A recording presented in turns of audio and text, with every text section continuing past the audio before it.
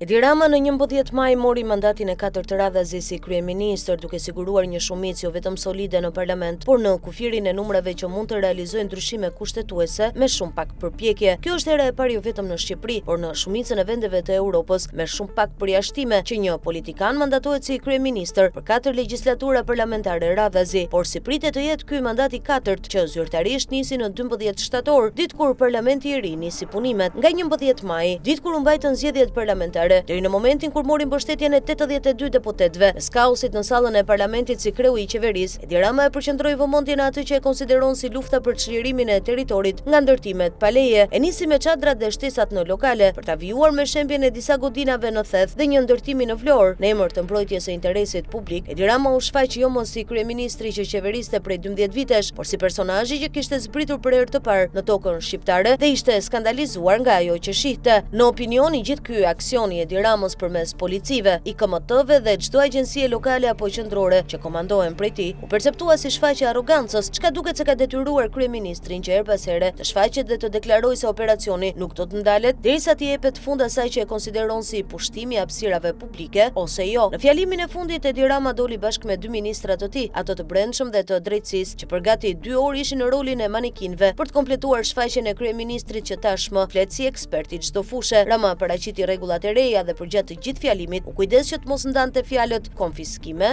burg, sekuestrime e të tjerë. Prapa bloku kaloi nga kërcënimet, kryesisht ndaj ndërtuesve, arkitektëve apo inxhinierëve, por gjithashtu edhe qytetarëve, tek konfiskimet e objekteve. Konfiskimi është një proces që nuk e vendos dot qeveria, të paktën në sisteme demokratike apo vendet e Unionit, atje ku Edi Rama ka si synim të anëtarësoj vendin brenda 2030-s. Konfiskimet kalojnë në procedura ligjore, shkallë pas shkalle, pasi në të kundërt kthehemi në 1945-ën, kohë kur në emër të diktaturës së proletariatit u sekuestruan pasuritë e çdo kujt që konsiderohej borgjez apo kulak, dhe babloku e di këtë, pavarësisht se mund t'i pëlqejë që krahas rolit të kryeministrit, kreut të IKMT-s, kryepolicit, kryegeneralit, liderit global e të tjerë, të luajë edhe rolin e gjyqtarit që firmos fermanët. Si për t'i shtuar peshën kërcënimeve me konfiskime, Edi Rama nuk harron të kërcënojë me burg, të fundit në fakt e përdori edhe në mandatin e parë ndaj atyre që nuk paguanin faturat e energjisë. Në kushtet kur për shkak edhe të kaosit në sallën e parlamentit, opozita ra në kurthin e diellës, shmangu paraqitjen e një programi qeveritar dhe debatin, për sa mund të ishte mbi këtë program, Rama duket se po lançon ditë pas dite idetë e tij, duke krijuar një peizazh më të qartë se si mund të jetë ky mandat i 4. Ai ka shtuar dozat e arrogancës por edhe të forcës, zhvillimet e muajve të fundit, jo vetëm në Bashkinë e Tiranës, por në të gjitha bashkitë e vendit, treguan se Edi Rama kontrollon gjithçka, madje çdo hallk në institucionet vendore. Këtë tregoi kur lëshoi ultimatumin se drejtorët në bashki, madje edhe nën kryetarët e tyre, duhet të largohen nga detyrat jo me pushime nga puna, por të detyrohen të dorëhiqen. Askush nuk pati guximin që ta kundërshtoj, qoftë edhe formalisht, ndërsa zyrat u pastruan nga njerëzit që babloku kryeministër kishte zgjedhur të bënte shembuj për treguar forcën e tij. Edi Rama e ka të qartë se përballë ka një opozitë që ende nuk po arrin të riorganizohet, ndërsa numrat e saj në sallën e parlamentit janë makiazh për treguar se ka pluralizëm. Madje nuk guroi ta përsëriste disa herë në parlament se nuk ka ndërmend të humbas kohë as të pres gjatë nëse opozita nuk do t'i bashkohet të paktën 2 prej reformave, atë zgjedhore dhe ato të ndarjes territoriale, pra numrit të bashkive që do të jenë funksionale. Edhe këtu, opozita do të jetë thjesht si një makiazh, që më shumë do të përdoret në emër të asaj kërkesës së burokratëve ndërkombëtar për reforma gjithëpërfshirëse që në politikën shqiptare mbyllen në momentet e fundit përmes pazareve të ngushta. Edi Rama po eksperimenton, i bindur se çfarëdo që të bëj nuk do të shkaktojë reagim që mund t'i rrezikojë kontrollin, thjesht të karriges si kryeministër, por të çdo hallke të sultanatit.